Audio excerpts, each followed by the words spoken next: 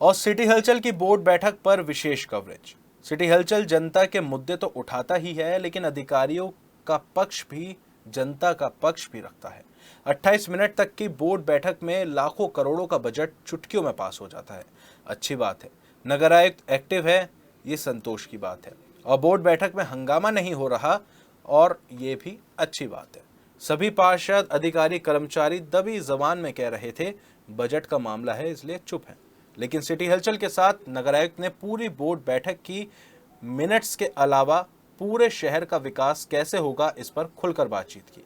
जो मुद्दे बोर्ड बैठक में नहीं हुए, उन मुद्दों को सिटी हलचल के माध्यम से नगर आयुक्त तक पहुंचाया गया। पूछा गया कैसे मेरठ को स्मार्ट बनाएंगे। नगर आयुक्त ने बताया कि राज्य वित्त आयोग द्वारा सामान्य प्रयोजनों के लिए 310 करोड़ से बढ़ाकर 350 करोड़ गृहकर की वसूली, 90 करोड़ से बढ़ाकर 110 करोड़, ₹2 स्टाम्प शुल्क, 15 से बढ़ाकर 20 करोड़, डोर टू डोर कूड़ा कलेक्शन से 4 करोड़ से बढ़ाकर 10 करोड़ रुपए, कूड़े से निकलने वाला आरडीएफ की बिक्री 50 लाख से बढ़ाकर आय 2 करोड़ कर दी है। जलकर 12 करोड़ से घटाकर 10 करोड़ और जल निस्तारण कर 1.50 करोड़ से घटाकर 1 करोड़ किया गया है।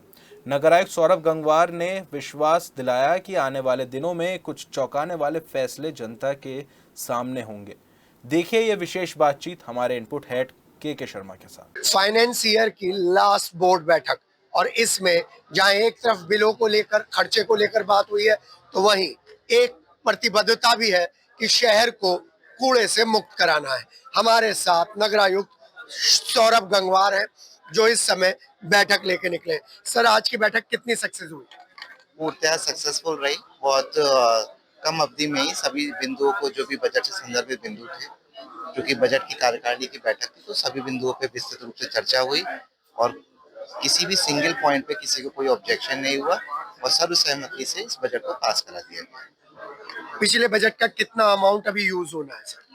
पिछले बजट का जो अभी हमारा, जो अगर मूल हम मत देखें तो हम उसमें तो ऑलरेडी पूरा खर्च कर चुके हैं, बट कुछ मत ऐसे हैं सैलरी इत्यादि जिसमें बचा हुआ है। टोटल मिला के अगर हम देखें तो इस बार का लगभग 1525 करोड़ का बजट पेश किया गया है। जी, मैंने खुद ग्राउंड जीरो पर जाकर देखा है कि जो आपने हमसे प्रॉमिस किया था आने के बाद, उसमें 50 to 60% सफलता पाई है। कूड़े के पहाड़ कम होते जा रहे हैं। आने वाले टाइम में और कैसे काम करेंगे सर? बिल्कुल, अभी आपको मुझे लगता है नेक्स्ट 6 to 8 मंथ्स में हमारा जो मंगतपुरम का एक बहुत बड़ा पहाड़ है, वो 6 to 8 मंथ्स में बिल्कुल खत्म हो जाएगा, 0% हो जाएगा। उसका वर्क ऑर्डर कर दिया है। नेक्स्ट जो हमारा लोहिया नगर में कूड़े का पहाड़ है, वो भी एक बहुत बड़ा पोर्शन है हमारा, तो उसके लिए भी मैंने डीपीआर बना ली है। यहाँ से और शासन में जाके मैं करके उसको भी निस्तारित कराने का इस वित्तीय वर्ष में पूरा प्रयास करूंगा कि वो कूड़े का पहाड़ भी कट जाए। हमारा अप्रैल से एनटीपीसी का कार्य भी प्रारंभ हो जाएगा गावड़ी पर। प्लस साथ में गावड़ी पे ही हमने 300 टीपीडी का, जो निगम ने एक प्लांट लगाया था, वो पिछले कुछ वर्षों से डिसफंक्शनल था, तो उसको भी हमने चालू करा दिया है। तो वहां से भी 300 टीपीडी का हमारा कूड़ा प्रारंभ हो गया है। साथ हमारे एमआरएफ सेंटर्स हैं जो पहले से डिसफंक्शनल थे, तो वो एमआरएफ सेंटर्स भी हमारे अब फंक्शनल हो चुके हैं। तो धीरे धीरे पूरा प्रयास किया जा रहा है कि शहर को कैसे स्वच्छ, सुंदर और काफी जो भविष्य के लिए जो हम तैयार कर सकें, तो उसमें हर डायरेक्शन में प्रयास किया जाए। घर घर कूड़ा कलेक्शन का जो अभियान है, जो आपका प्रोग्राम है, उसमें कितनी सफलता मिली है सर? बीएमजी तो लगातार आपके साथ कॉन्फ्लिक्ट में है। बीवीजी जो कंपनी हमारे डोर टू डोर कलेक्शन की, उसके साथ में बीच में हमने उसका करार था वो सस्पेंड किया था।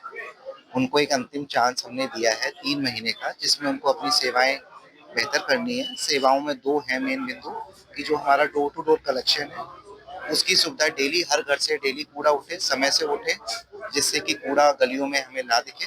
दूसरा, उनका जो यूजर कलेक्शन चार्जेस है, जिसका आर्थिक भार अन्यथा निगम पर पड़ रहा था, तो उस जो हमारा यूजर कलेक्शन चार्जेस है उसको कैसे बढ़ाया जाए और कैसे जो हमारा मानक है उसका पूरा कराया जाए।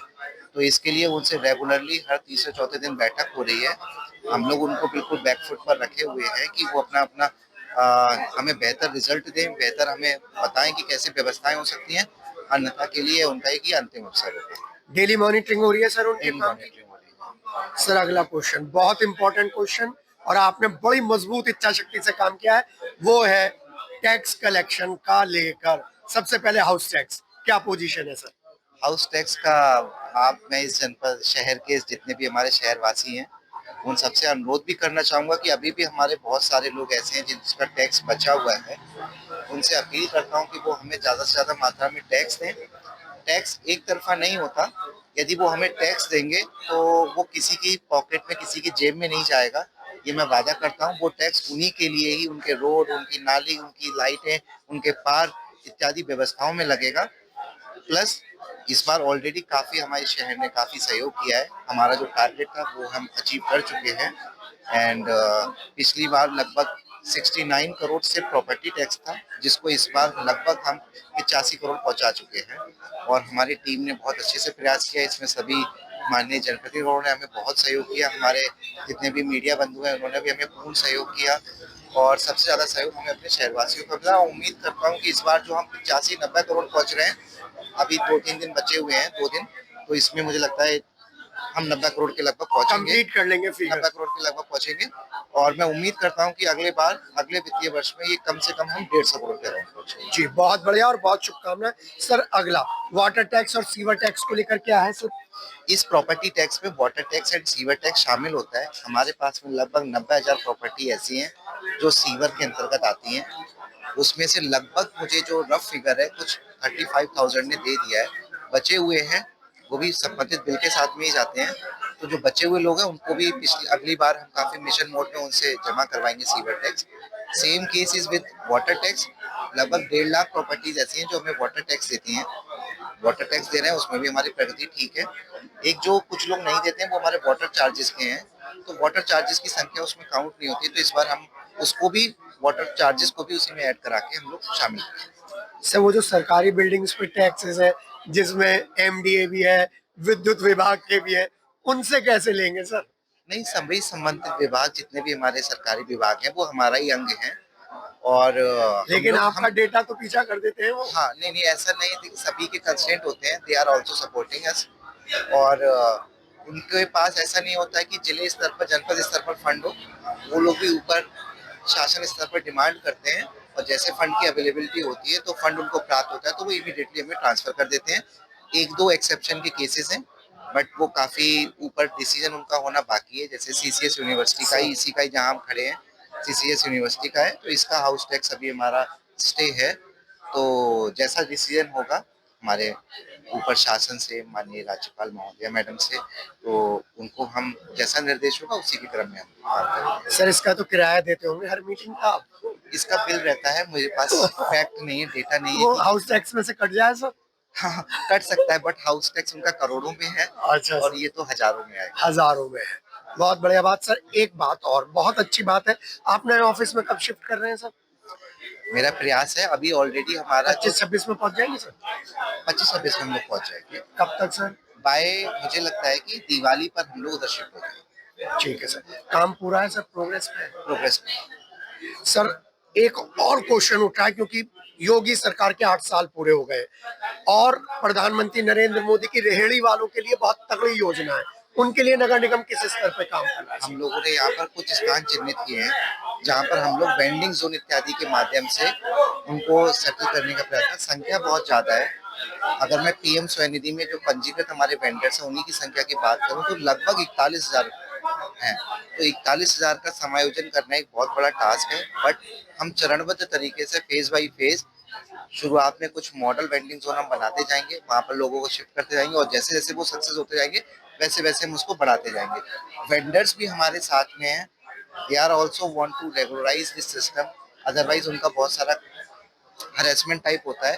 तो they are ready to like pay monthly, जो हमारा रेंट काइंड ऑफ थिंग होता है, उसके लिए भी तैयार है। तो एक काइंड ऑफ ये विन विन सिचुएशन रहेगी, तो इस पर प्रयास कर रहे हैं। सर, पशुओं की डेयरी, वो लगातार चुनौती आपके लिए बड़ा टास्क पशुओं की डेयरी एक चुनौती है, लेकिन उसमें अभी हमने एक पायलट बेसिस पे प्रोजेक्ट शुरू किया 6 वार्ड में, जहाँ पर हम डोर टू डोर गोबर कलेक्शन कर रहे हैं। उसको ले जाके हम एक साइट पे भी डंप कर रहे हैं। कुछ हमारे बीच के ही ऐसे लोग हैं, जब तक कि वो उठ नहीं रहा था गोबर, तब तक के लिए तो वो गोबर बेकार था। अब जहाँ पर हमने डंप कर दिया तो वहां से गोबर चोरी होने लगा है। तो हमें इसमें थोड़ी सी और सतर्कता बरतनी होगी, और लोगों से अपील करनी होगी कि इस तरीके की माल प्रैक्टिस ना करें। दोबारा चोरी वगैरह होती है तो हम उस पर एफआईआर वगैरह भी कराएंगे। क्योंकि जो एक अगर वो गोबर का काम हम यूटिलाइज नहीं करेंगे, वो चोरी होता रहेगा, तो हम इसको कभी भी एंड टू एंड करके जो सप्लाई चेन मैनेजमेंट की अगर हम बात करें तो हम उसको कभी प्रॉफिटेबल कंडीशन में नहीं ले जा पाएंगे। तो आगे से उस पर काफी स्ट्रिक्टली काम करेंगे। फिलहाल के लिए हमने कहा कि फर्स्ट टाइम है, आगे से इसको क्लोजली मॉनिटर करेंगे और अगर ऐसी पुनरावृत्ति होगी तो उस पर कार्रवाई करेंगे। पायलट प्रोजेक्ट आपका एक कामयाब रहा। हाँ। सर, अंतिम दो सवाल। आपके जो नालों की सफाई है, आप सब नालों पे एक साथ काम शुरू कर देते हैं, क्या प्रायोरिटी बेसिस पे कोई नाला पकड़ेंगे, उसे साफ करेंगे, फिर दूसरे पे जाएंगे? इस प्रायोरिटी बेसिस पे है। इसमें हमारे पार्षद जी गढ़ के साथ में भी हमारी काफी वार्ता हो चुकी है। जितने भी हमारे सुपरवाइजर्स हैं, सफाई नायक हैं, उनके साथ भी वार्ता हुई है। मेन कंसर्न है, हमने अभी हर वार्ड के चौक पॉइंट्स की एक सूची भी बनवा दी है। तो जो चौक पॉइंट्स होते हैं वो स्पेशल होते हैं, प्लस हमारे जनपद शहर के कुछ मेन इंपॉर्टेंट नाले हैं। फॉर एग्जांपल अबू नाला 1 हो गया, ओडी नाला हो गया, अबू नाला 2 हो गया। तो उनको हम प्राथमिकता के आधार पे एंड टू एंड करा के, और जहाँ पे हमारे कुछ चौक पॉइंट्स हैं, जैसे बीच में कहीं पुलिया पड़ जा रही है, तो उनका सेपरेटली पृथक से हम एक टेंडर निकालेंगे और बाकी हम बिल्कुल प्राथमिकता के आधार पर इसी हम कराएंगे। ऐसा नहीं कि एक साथ करा। सर, अंतिम सवाल। आपने नगर निगम में जो वेस्टेज ऑफ रिसोर्सेज का कॉन्सेप्ट था, जब लास्ट टाइम बात हो रही थी कि वेस्टेज रोकूंगा, उसमें कितनी सफलता पाई है सर? उसमें आपको बहुत जल्दी अगले 3 महीने में आउटकम दिख जाएगा। हमने बहुत सारे लोगों से वार्ता की हुई है, काम ऑलरेडी बैकहैंड पे चल रहा है।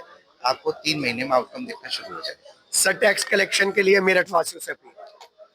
आप सभी शहर वासियों से मेरी अपील है कि ज़्यादा से ज़्यादा मात्रा में हाउस टैक्स, जिसमें हमारा house tax, water tax, sewer tax होता है, ज़्यादा से ज़्यादा मात्रा में जमा कराएं। आपका टैक्स एक पैसे भी इधर से उधर नहीं होगा, ये मैं आपसे वादा करता हूँ। और वो जो भी टैक्स आप जमा करेंगे, आपकी सभी लोगों की सेवा के लिए रोड, नाली, लाइटें, पार्क इत्यादि में ही खर्च होगा। बस मेरा आपसे अनुरोध है कि ज़्यादा से ज़्यादा मात्रा में टैक्स जमा करें और मेरठ को इस बार नंबर 1 पर लेके। जी हाँ, ये दूसरी मुलाकात है और दूसरी मुलाकात और पहली मुलाकात के बीच में मेरठ में जबरदस्त इच्छा शक्ति दिखाई है हमारे नगरायुक्त सौरभ गंगवार ने। एक कूड़े का पहाड़ तो मेरे देखते ही देखते कम हुआ है और वहां पर अब धीरे धीरे ब्यूटिफिकेशन शुरू हो रहा है। आप भी सहयोग करिए अपने मेरठ को स्मार्ट बनाने के लिए। सर, बहुत बहुत शुभकामनाएं। Thank you. जी हाँ, इसी तरीके की बातचीत चलती रहेगी। हमारे साथ थे सौरभ गंगवार, मेरठ के नगरायुक्त। मेरे सहयोगी वंश और मैं हूं के।